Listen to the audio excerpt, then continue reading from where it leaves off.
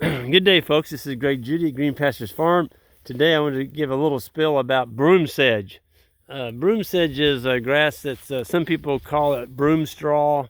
I've heard it called poverty grass. Poverty grass is appropriately named, by the way. If your farm is covered in this stuff, this is a really rank. It's just a sign of very poor fertility in your soil. And typically where you see this show up is on land where people have severely abused it. It's starting to grow back a little bit. Yeah, it's got a little green on it. Yeah. This is the 11th of March. And so that broomsedge is like, it's springtime. I think I'm going to grow. But you look down in the canopy of broomsedge, and you can see why other plants have a hard time competing with it. It just forms this nasty little canopy there. And other plants don't do so well in poor soil. So guys, what's broomsedge telling us? That the isn't the pH is really low. Yeah. Yep, low pH. What else? Maybe bare dirt or bare soil. Yep. Like some kind of disturbance happened. Maybe somebody constantly putting the hay up on their land. Taking the hay off of it And without putting any nutrients back on. Yeah, that's a common thing. So when you go out and you see this, it's a red grass. Everybody says, what's this red grass I got growing all over? Folks, if this is all you got growing on your farm, you got an issue. You turn animals in that, they will not eat it. Now, there is a window that they will eat it. That is, by the way, a warm season grass. And so about, I'm going to say June, in Missouri, it would be like June 20th to maybe July 20th, and not even 30 days, about 3 weeks. And it'll get up there about 6 to 8 inches tall. At that point, animals will eat it readily. And it's pretty good forage at that point, but you can't stockpile it. You can't graze it in the spring because it's not growing in the spring. And when you see broomsedge and cedar trees, you've got low pH. So the best combination, the worst combination. So everybody knows what it is now. How do you fix it? I'm going to ask you all that, and then I'm going to give my 2 cents on it. How would you fix it, Isaac? Lots of hay. Lots of hay. What do you mean? Just roll the hay out on the land, let the cattle come out, beat the crap out of the land, not mudding it, but stomping all over it. How's that going to fix it? It's going to raise the pH up. It's going to raise the fertility, and it doesn't survive in fertility. It hates rich soil, doesn't it? Yep. So you're gonna use animals and unrolling hay.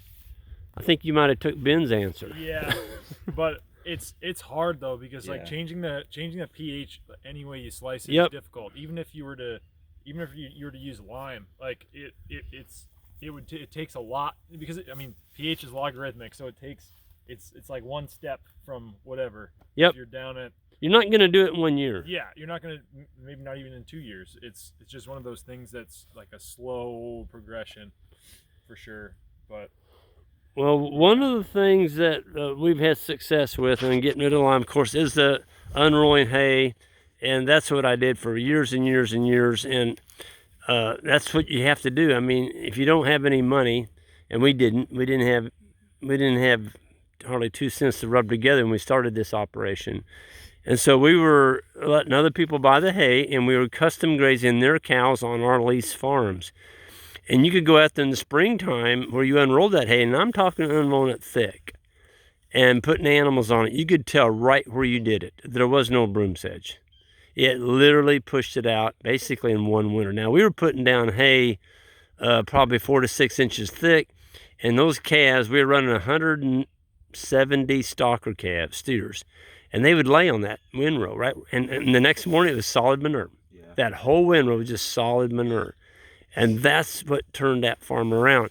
So that is a way to do it. But the problem is, how do you cover, let's say you got 40 acres, how do you cover every square inch of that with hay? Yeah, That's going to be a pricey deal too. It's going to take a couple of years. It is. Yeah. And so if you can get some, some lime on it, let's just say, a couple of 2 or 3 tons to the acre. But before I did that, I would go take a soil test. 100%. Otherwise, it's like asking a doctor to give you some medicine. He doesn't know what you're sick for. It's the same deal. you've got to know where you're standing. So get a soil test, and I can almost guarantee you're going to be low pH and almost zero phosphorus. Folks, broom sedge thrives in low phosphorus environments. And there was a guy at the University of Missouri. I saw him. Can't get his name right now. I think it was, I believe it was Dale Blevins. Dale did a research project where he sprayed this. He didn't spray it. He put phosphorus on broom sedge like this every 30 feet, according to the soil test. And the soil test called for 280 pounds. Well, money wasn't an issue because he's working at the university. And they put it down, 280 pounds. It killed it. It killed it deader than a hammer. There was no broom sedge, and just the most beautiful luscious grass you ever saw. But at 280 pounds, folks, you're talking over 40 acres. I mean, well, it'd be a huge chunk of money. I mean, I don't know what phosphorus is today, but I bet everything's went up. They're saying fertilizer prices this spring are 40% higher than they were last fall. So I don't know, whatever it costs, it's gonna cost you some money. So, the unrolling the hay, maybe bumping it up a little bit with some rock phosphate if you can find it or whatever. But just getting that broom sedge with animals on is going to help you a ton. But don't think when you look at a farm and you got a bunch of this out there that there's a quick fix for turning it into grass. And everybody says, well, I'll go out there and I'll plow it. Yep, and I got that yesterday. A guy said, well, I'm going to plow it. Got an email yesterday. The guy's going to plow it. And I said, don't do that. Don't do that. Don't disc it. Don't plow it. Don't try and, go into a cropping. That's what you're doing. You turn that soil open. It'll be worse because now you've opened up the soil. If you had any organic matter in there, folks, when you plow it, you lose it. It's gone. It goes in the atmosphere. And now you're worse than zero. You're below zero. Mm-hmm. You got to think about it like say the broom sedge is here because someone took hay off of it. Well, you're taking that nutrients off the land, and so plowing it, that's just taking more. It's not gonna help it any more. Nope. Nope. Refill it. In defense of that fellow that wrote me that email, I'm not gonna sit here and beat him up because I was that person. I was that person. Folks, back in 1991. Yep, and I was born and raised on a farm, and but my dad was a cropper. He tilled the land, so that's what I grew up doing. You till this land. If you're a farmer, you need to smell the dirt. I remember my dad saying, I love the smell of fresh plowed dirt. Well, what you're smelling, folks, is earth that's dying. That's what you're smelling. You're smelling earth that's dying because you just killed it. You flipped it over. So don't get enamored by the smell of fresh dirt when you plow it. You're actually going backwards in your grazing career. But back to the broom sedge. So look at your fields. If they got a bunch of this on there, just realize you've got some work ahead of you. Our lifetime lease farm was covered in this.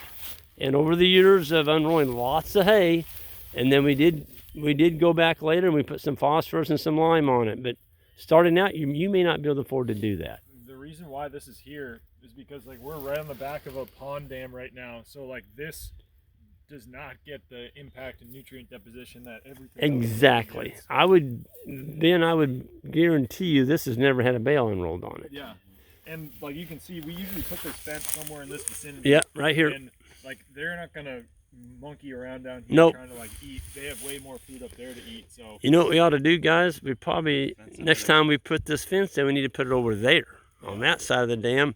And probably unroll some hay right here. What do y'all think? Yeah, vary the fences. Maybe park the mineral feeder right here. Yeah, that would put a lot of animal impact right here. You just gotta be careful about because the spillway's right there too. Yeah, that's right.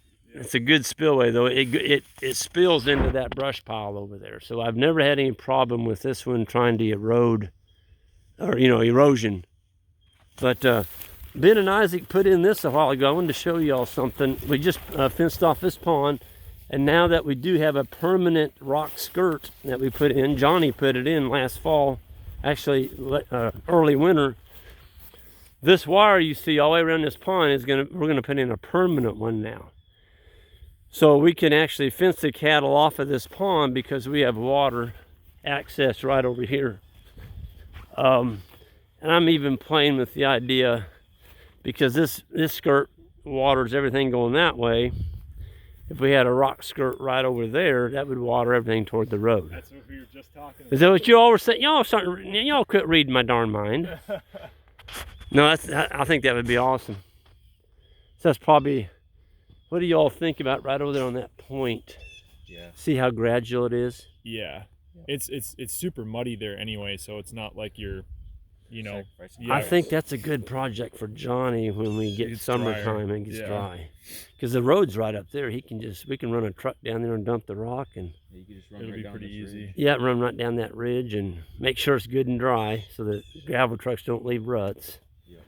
And folks, this right over here, this has got 12 ton of 4 to 8 inch rock in the base of it. So he dug a great big trench, deep, probably 2 foot deep. He put that big rock in the bottom, and then it's got 12 ton of 2 inch on top of it. And it goes all the way out into the water. I mean, we don't have our beautiful PVC skirts on here yet. We're going to get those put in. We've got the materials. It's just got a few things going on right now. But anyway, so we just got polywire. That's hot, by the way. The cattle can stand right here on the rock. And we're not going to booger up our fishing. We're not going to booger up the banks. And we're going to let these cows drink. Look at that. I mean, there's water there's rock way out in that water. So if the pond level does drop a foot or two, we still got rock on the animals. Folks, this is what cattle can do. Right there. This is what cattle can do to your pond when it's really muddy. And you notice we fenced that off. We'll put some hay on there. We're going to let this heal. And that's going to be the end of our animals beating our ponds up. So I'm excited. We're going to be bringing them back to Judy Farm here. When is that, guys? Tomorrow morning. And so we've got ponds all the way up through Judy Farm now. It's got rock skirts on them. And we're going to be using them and not destroying our ponds anymore. So it is an investment. It does cost you some money.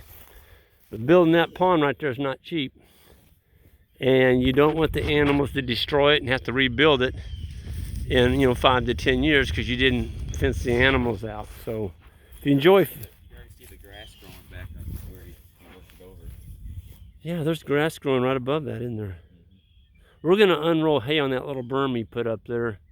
We'll get some hay trampled in that too. So anywhere we see bare soil, we're going to put some hay on that. Whoa! Bunch of little minnows. That wasn't a minnow. That was a pretty good bass or something. Look at that swirl.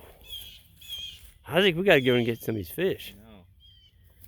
I caught a bunch of bluegill out of here last summer. I'm getting hungry for fish.